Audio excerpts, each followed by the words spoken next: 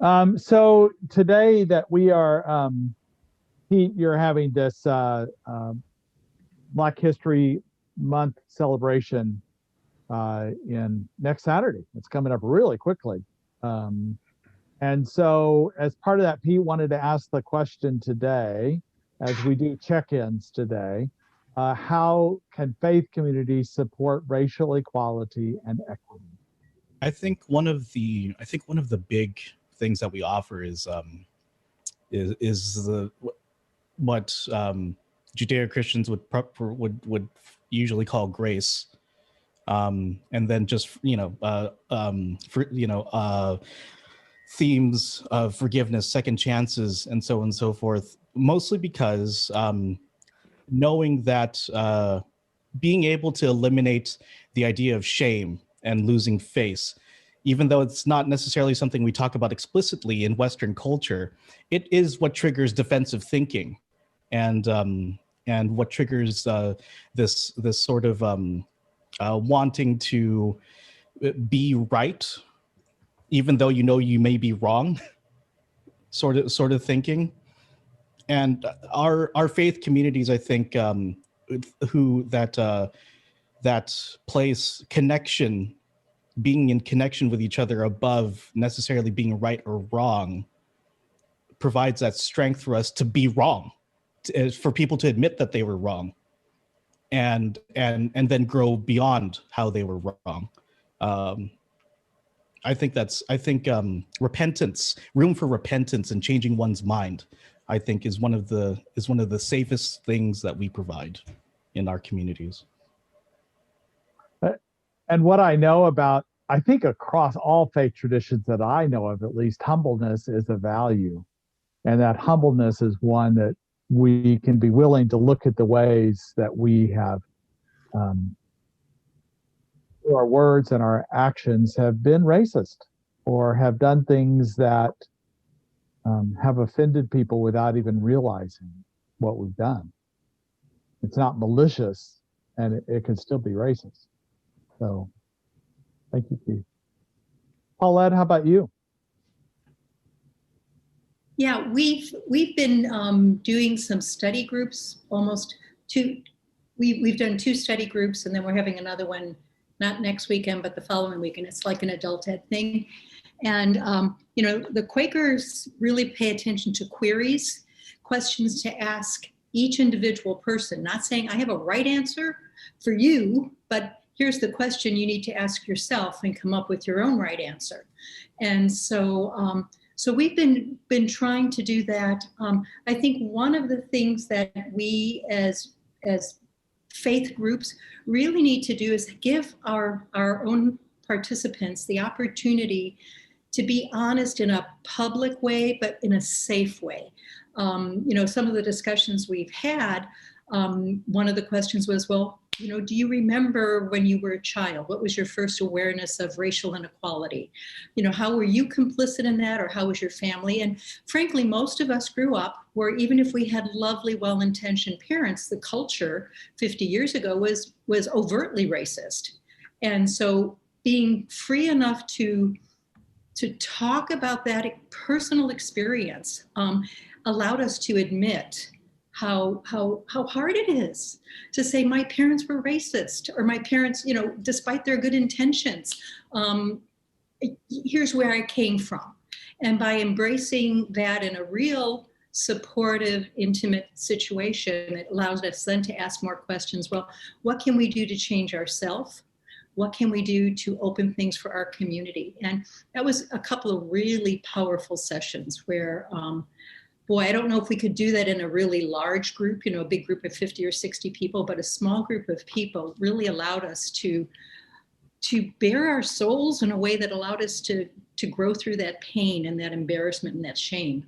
So one of the things we came up with that certainly speaks to me is how do we, and again, it's a query, how do we promote curiosity as rather than judgment, rather than guilt? How can we be curious about our role, about the role of other people, about how other people feel, and know that if we can mediate that with love. I think that really helps us, as opposed to, the rightness and the wrongness. We all believe in social justice, but sometimes that word social justice sounds really provocative. And again, looking back to what can we as people of faith do with our own curiosity and love. Hi, Wako. So I think that's what I know we did small groups too around study groups around books and things like that. And I think the small group really does help because there's a space to be vulnerable and to talk about your history, your family's history, your culture, and how that. And I think another thing that you're talking about, and Keith was talking about too, this is the work of white people, and really being willing to talk with other white people and explore this, that a lot of Black authors are talking about. It's really our work to do right now, that they have grown, some people have grown exhausted of trying to explain. And it's ours to look deeper at our own belief systems and our culture and the systematic ways that we continue racism. So thank you, Paula. Hi, Wako. We are answering the question today, how can faith communities support racial equality and equity? So something to think about, and I'm going to turn it over to Susan to see what she's thinking today about that topic. The Episcopal Church, there's sort of the macro level thing that's been going on for a number of years, and that is the repentance and reparations movement, being, the old Church of England and the Anglican presence during the times of slavery. Our church and many of the founding institutions that came out of our church benefited. And so there are examples of universities and churches stepping forward and showing the whole church, hey, we were wrong, we benefited. And I think that that's been a powerful step. When I entered the process to become ordained, part of the process was attending anti-racism training that had been a commitment that our national church had made decades ago. And almost every convention, they would make a new promise. And I think there was a feeling that it was really not going deep enough. It was simply becoming just a check box. We'd read articles and we said we were anti-racist and we were able to preach about it, et cetera. But the most recent training program, I think is hitting the heart. At least in our diocese, there have been a number of circles of something called Sacred Ground. And Robin may have talked about it. I think I talked about it once before. It has documentaries that go through the history from the Anglican Church and other churches first coming to the United States and what transpired and all of the different groups that were oppressed and taken advantage of. And so there's sort of an eye-opening for many of us who didn't have that window on the history. And in doing that, accompanied with reading books that help us to expose and with humility to recognize not only did we not know history, but we didn't really understand our own behaviors and how we contributed. It was just really a very profound experience. It goes over about 10 sessions, and all of us in Napa County who have participated in it have made kind of a commitment to ongoing additional offerings and the different opportunities for us to understand what's happened here in Napa County. A number of us, right now I'm in the Susquehanna intertribal cohort, and I know a number of people had gone through one of the previous cohorts, and just trying to really understand the history, but also to truth tell ourselves. And that's, I think, made a big difference in terms of just seeing everything that happens in a way where we want to stand up for justice.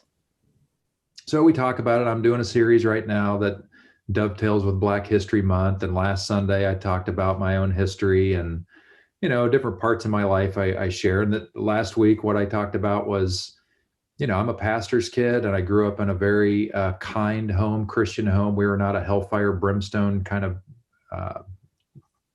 family at all. But my parents never would have tolerated any overtly derogatory language toward any other culture, race, ethnicity, etc. However, we never talked about race at all. And we grew up in the Midwest and largely a white bubble. Our church was not very diverse. Even when we were living in a more diverse area, we still never, ever talked about race. And I think that's a white people phenomenon because why would we? And I say that kind of as a joke, but that's not our issue. It's not an issue for us. So why bother? And that's such an arrogant, ignorant approach because we're missing out on our humanity and not good. So that was one of the things that I shared Sunday. And then we had follow-up just last night and yesterday afternoon and had other people share their stories. So that's been helpful. Kind of what Paulette was saying, getting involved with Common Ground we think is going to be a really important piece of really helping change move forward because it's constantly going to be looking for those kinds of issues of equality and equity stuff, doing what we can as a campus to stand for it. So, our signage, out front that at least Browns Valley sees regularly, has the big pride flag, as a backdrop to make a very clear declaration about where we are on things. And I've gotten in trouble a couple of times with that. And that kind of stuff seems to be helping. I've always called Napa bicultural. It's really not multicultural, but it's bicultural. There's primarily two cultures here. Yeah. And makes up about 90% of the population, I think, between Latinx and white. Yeah. Thanks, Pete, for those comments. I think we at the center, we have had many of those conversations and been tried to be as honest with each other as possible. I think the piece that's missing for me that I've started to do that I think is important, I've heard a number of authors and Alex Brown, when she was talking at MLK Day, was talking about growing up and didn't see any people her color either in Napa or in places of leadership or in churches. And so I've made an effort to make sure there's room at the table, so to speak, of decision making at my center, that people of color are in positions of power, that people see them on stage, that I use, or whoever's ever talking, I encourage them to resource authors that are of color. Show pictures, when you have slides, show pictures of people of color so people see themselves in roles of leadership and just visually apparent. And I think that's really important.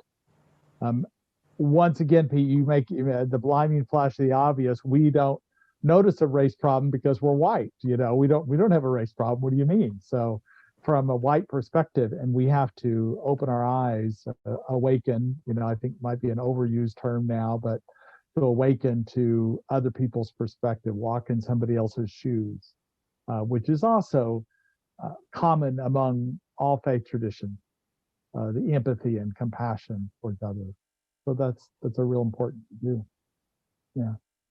I think that I guess the comments that I have sort of fall into four categories. One is others have touched on understanding history. So as a person who is a specialist in American religious history, I really believe very strongly and argued very strongly in the book that I wrote, that African American history is not like a subdiscipline, just like women's history is not a subdiscipline, but these are central to the story. And I also want to echo Susan's comments that we could collectively support the Susquehanna Intertribal Council in various ways. I just got an email the other day that says that they're beginning to build their facility, and the framing is going up. Very exciting. So I think whatever we can do there. I think that really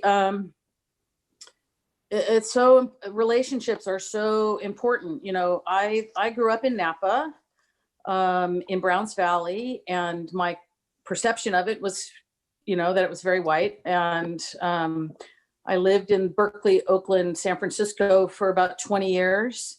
And then I spent about 9 years in majority Black cities, Durham, North Carolina, and Baltimore. And, you know, just had so much more interaction with Black people in those places than I did, you know, anywhere in the Bay Area even. And as kind of a matter of course, I built relationships with people and conversations could happen. But here, you know, I really have to make an effort.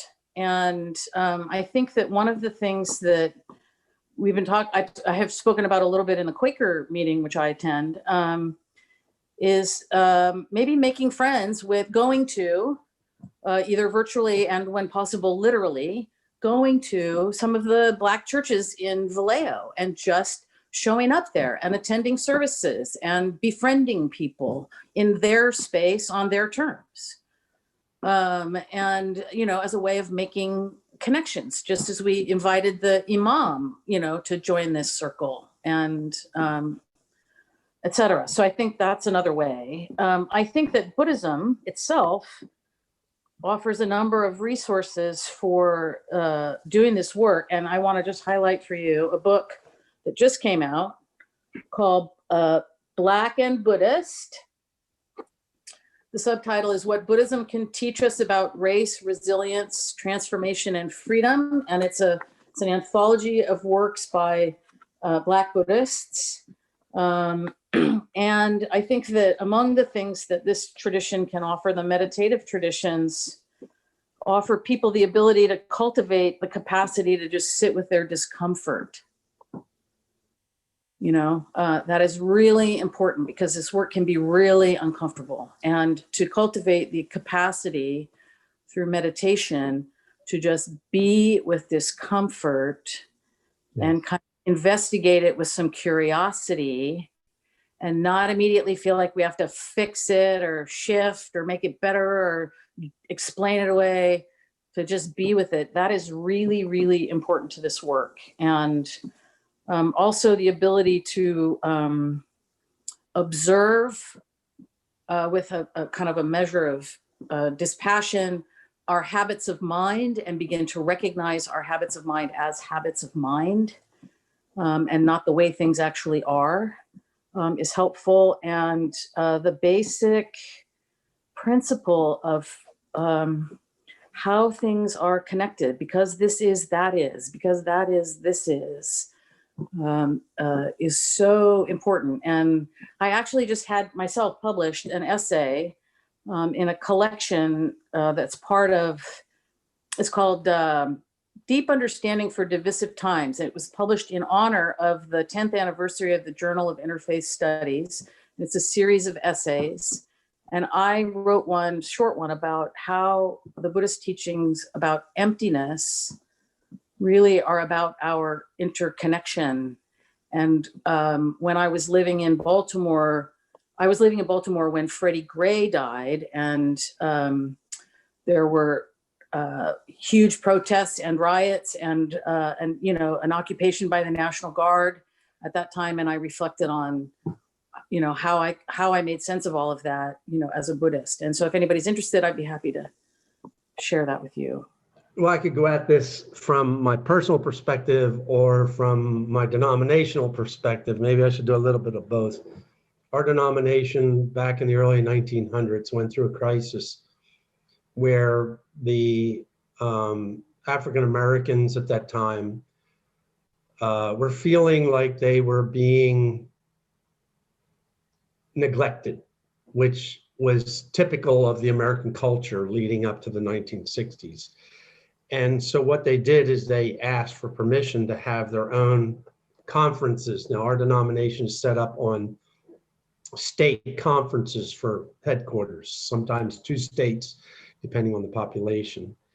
And so what we had was the regular state conferences, and then what would be called regional conferences, where there was a whole structure, hierarchy set up, led by blacks, black members, everything. It was separate, but equal.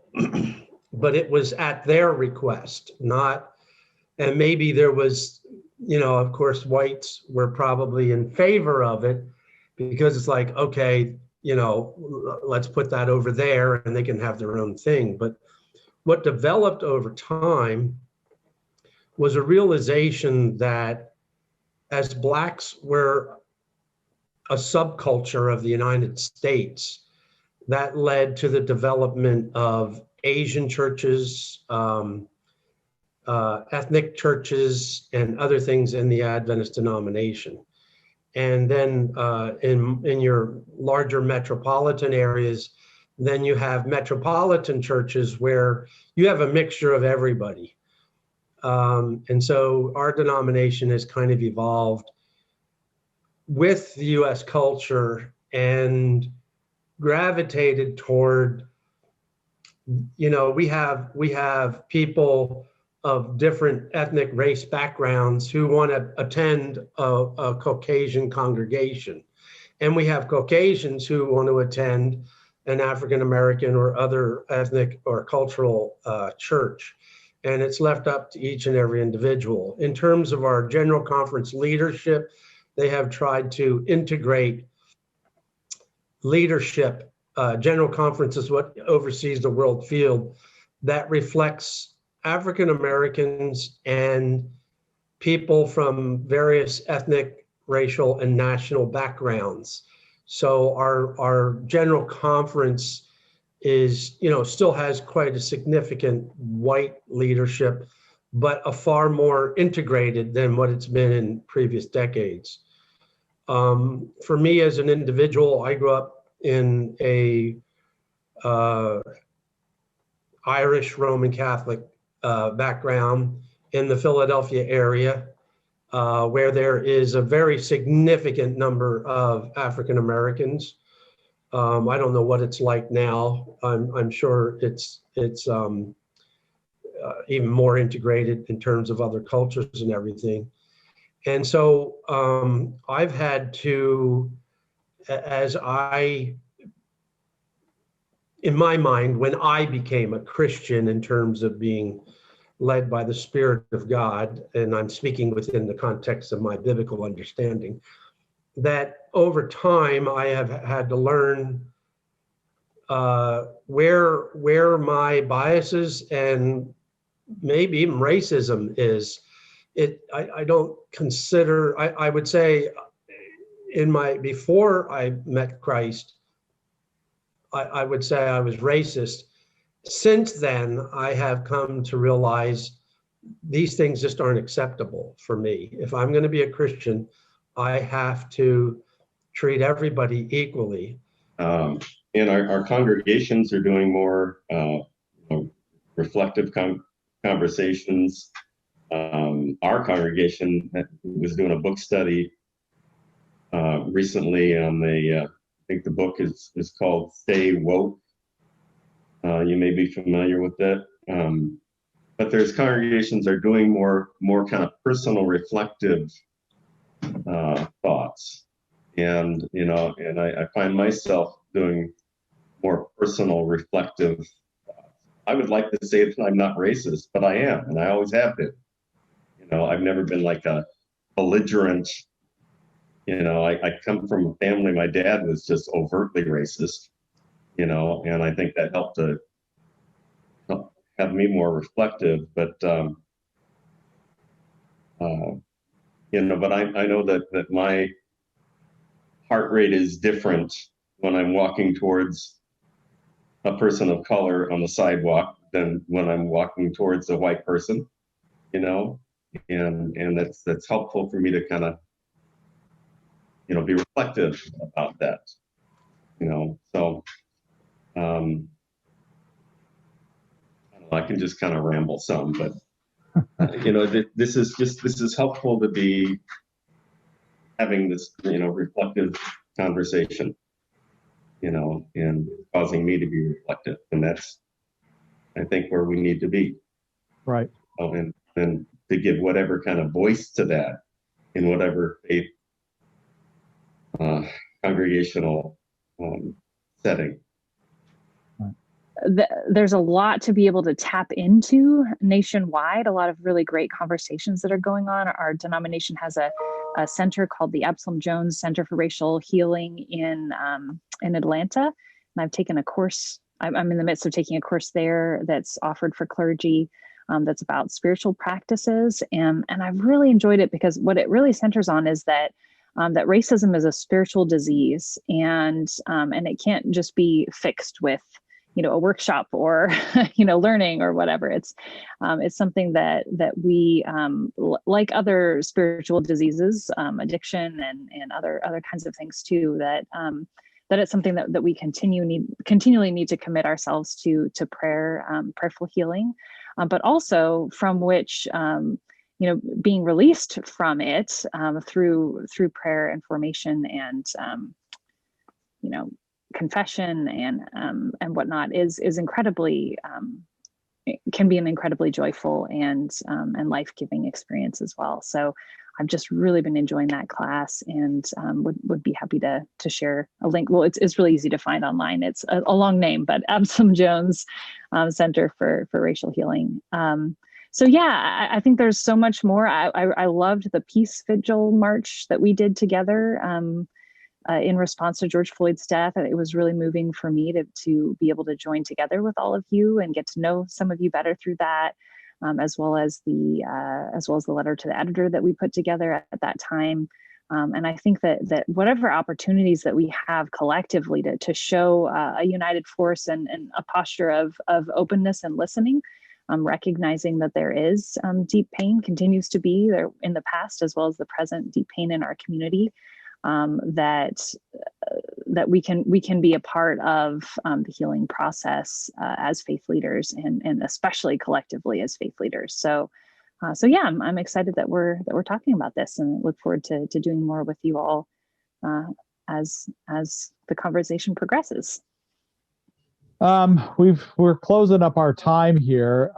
Good discussion, though. I don't think this is. I think above all, what I heard people is we're not complete, nor is God complete with us. So we continue to allow the awareness, the mindfulness, keep having discussions and seeing what, like Waka, you know, what does this bring up? What are we aware when somebody says something, when we see a Black person or a person of color, what is our response to this? What is, you know, and continue to keep the dialogue going in our communities, keep bringing people. You know, I always say in my community that diversity is really important, not for appearances, but because it makes us all wiser, because there's a broader range of experiences that are brought to the table, brought to our services and our classes. It's just really important to have that diversity and that inclusion, and continue to look at ways to that. Well, I think to close, let's like John Lewis says, and I heard Pete mention about he got in trouble a few times, and maybe we all go out and get into a little good trouble. And keep the conversation going here. And happy Year of the Ox, which begins tomorrow. Oh, is that right? Hey, leave the rat behind. Indeed. Oh, we could go many places with that. Not today. Great seeing everybody.